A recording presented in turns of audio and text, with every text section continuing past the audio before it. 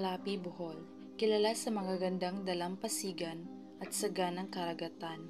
Ngunit sa likod ng kagandahang ito, isang malubhang problema sa polusyon, ang unti-unting sumisira sa ating karagatan.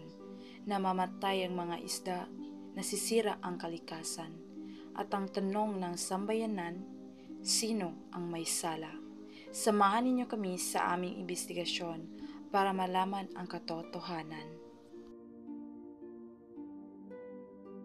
Unti na naman ang huli natin ngayon. Parang araw-araw ay umilit ang bilang ng mga isda. Oo nga, mahal. Natatakot na ako eh. Ano na lang tayo dito? Ano na kakainin ng mga anak natin? Hindi ko na alam, mahal. Parang unti-unti nang namamatay ang dagat.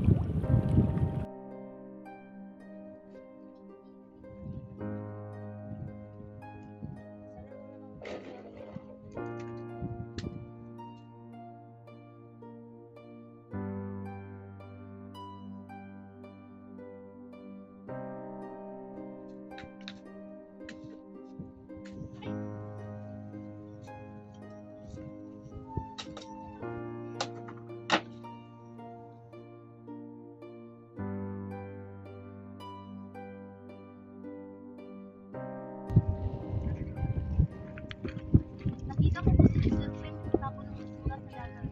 Kaya naman pala tinaubos ang mga basura sa dagat. Kailangan natin ito sabihin ni Kapitan. Hindi tamang ginagawa niya, masisira ang karagatan. Magandang umaga. Salamat sa inyong pagdating.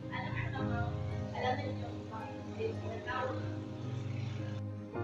Pinaliwanag naman nila ang kanilang nakita at kung ano ang ginawa ni Giselle.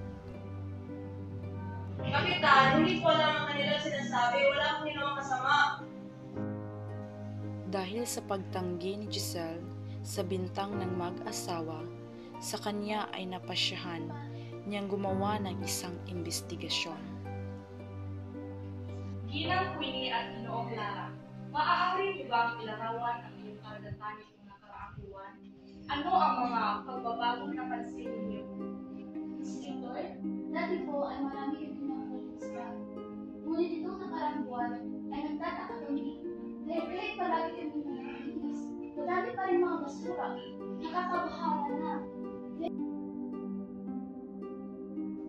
Giselle, ano ang masasabi mo sa mga bintang na ito? Wala ko alam sa binibintang nila sa akin.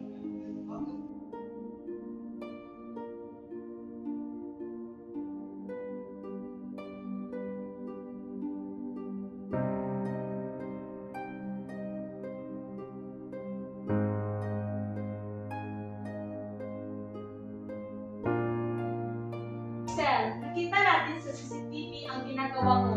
Hindi mo na ito maitatanggi pa. Kapitan! Patawarin niyo po ako! Hindi ko na po ulitin! Huwag niyo po akong ikulong! Ang hindi pag-alala hindi dahilan upang makaligtas sa karusa. Dahil nilabag mo ang Republic Act No. 3931 may katulang utaka at community service. Nakaharap din. Kailangan mo maglinis ng dalampasigan sa buwan at magbabayad din